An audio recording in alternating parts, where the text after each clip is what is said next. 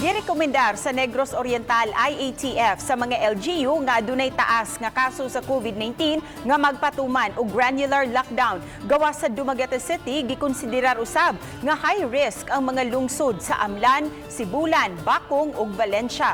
Nakatutok karon ang Provincial IATF sa Dumaguete City gumikan sa kadaghang naigo sa COVID-19. Aduna kini mukabat sa 500 ka mga active cases. Maong gisugyot sa Provincial IATF sa Dumaguete City LGU nga ipa-lockdown ang napo ka mga barangay nga adunay labing taas nga kaso. Apan una nang gibarugan sa city government nga di na kinahanglan ipaubos sa granular lockdown ang maong mga barangay kay na-isolate na ang mga posibleng infected sa virus. Samtang 8 ang bag-ong namatay sa Negros Oriental gumikan sa komplikasyon sa COVID-19.